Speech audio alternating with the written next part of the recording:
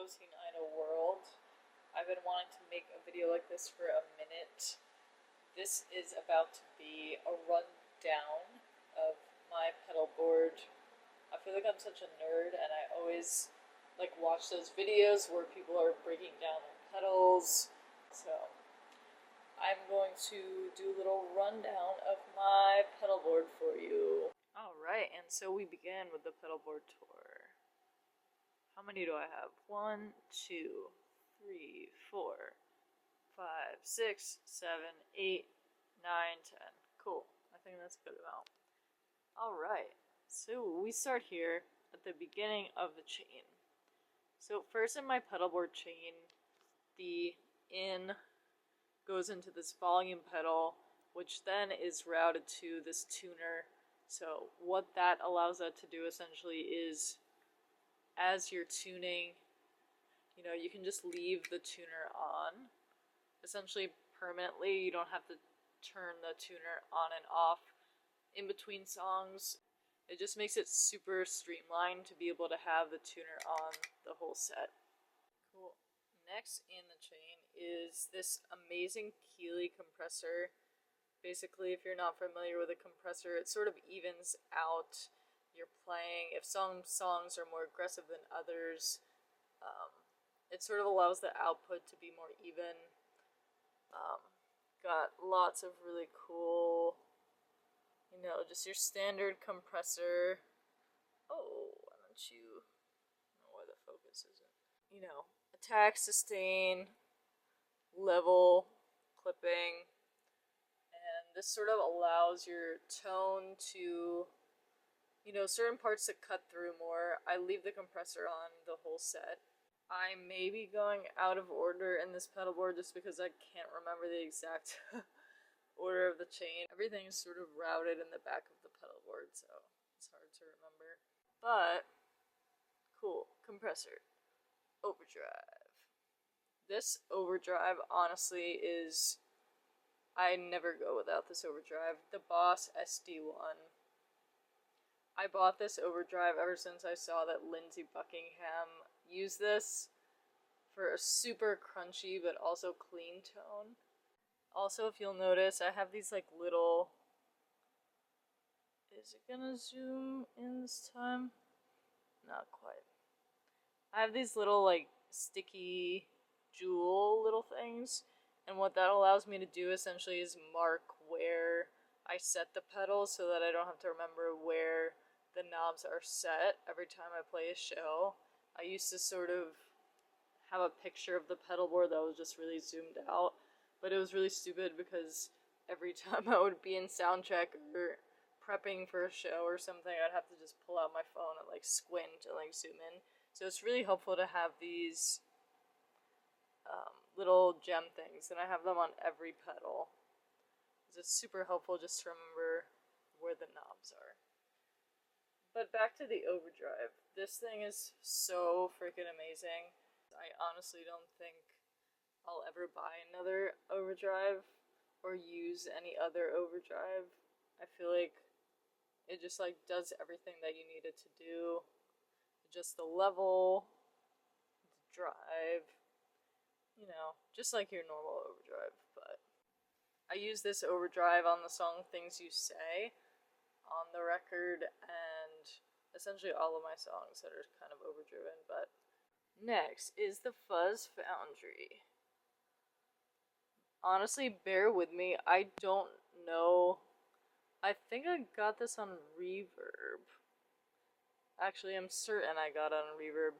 I don't know who makes the Fuzz Foundry. I think it's kind of a really small pedal company somewhere based in the US or maybe Canada. Sorry, this video is turning out to be I can't remember anything. The Fuzz Foundry essentially is a different version, or it's the idea is to make it similar to the Fuzz Factory pedal. So this essentially is a Fuzz Factory. Again, my little, jewel things. We got gate, we got volume, compression, drive, stab. It took me a second to figure out what to stab me. But, you know, it's one of those things that you sort of have to play around with. I like this pedal because it's super delicate and very temperamental. If you've been to a Teen Idol show, you'll see me use it at the end of the song Things You Say, just to get a bunch of noise, sort of moving this back and forth. And the best and the worst thing about it is sort of how delicate it is, because you move something like 0.1 millimeters this way, and the entire sound changes, which is something really, really cool. Next is the Ocean's 11 reverb from Electro Harmonics. You know, it's your pretty standard reverb with the time and tone, different kinds of reverbs from spring to plate, reverse, echo, what is that, tremolo, modulation, dynamic. It's a pretty standard reverb. It's not my favorite, TBH. I might replace it and go back to the Boss RV6 or RV5, I think it is. Sort of a temporary reverb that I bought when my pedal board was stolen. Hee hee. My cousin was nice enough to send me this pedal, and you know, it does the job. It's really decent, and I think I just want a reverb with more flexibility. So if you're looking for something with more flexibility, maybe this isn't the one for you. It's super simple. The next is the Electro Harmonics Canyon. I'm sure you've seen and heard of this. I feel like it's one of the most popular delay pedals. I really like this. I mean, I don't feel like I'm going to replace this anytime soon. It's such a solid pedal. I feel like sometimes the tap function sort of just does weird stuff and starts by itself. I think it's a really sensitive pedal. But something I love about this is how sensitive the feedback is. I honestly use it to create feedback a lot of the times in the set. But it is really cool because I feel like it creates more feedback than most delay pedals. Next is the Chorus. I didn't really know about this brand before I bought this pedal from my drummer, James. This was another pedal that I bought when my pedal board got stolen, and I sort of just had to find pedals really quickly to replace it, and I just bought a bunch of stuff, honestly. And I was like, you know what, I ended up using this sort of borrowed pedal board from him, and I really liked the tone and the simplicity of this. And what I look for in a chorus pedal usually is that it can switch between chorus and vibrato, because I feel like those are two very different tones, and it's really good to have both. And I feel like this chorus like does everything that you want it to. I really like this edition. Next, the octave pedal. I think I also ended up buying this pedal from James. This is your standard sub-octave and octave pedal. You got the sub, you got the up, you got the dry signal. Usually leave that there. These are my markings of where I put stuff. This one is really helpful. I usually use this in the ending solo of Saccharine, which is the saxophone solo on the record, but I usually play that on guitar live. And in the Teen Idol song Norway, which I feel like we don't really get to play a lot just because it's so soft. I use this for the whole song because the main guitar riff is sort of 3 different guitar harmonies, so that's sort of why I bought this in the first place. And last but not least, the tiniest but maybe most important pedal on this, the Ditto Looper.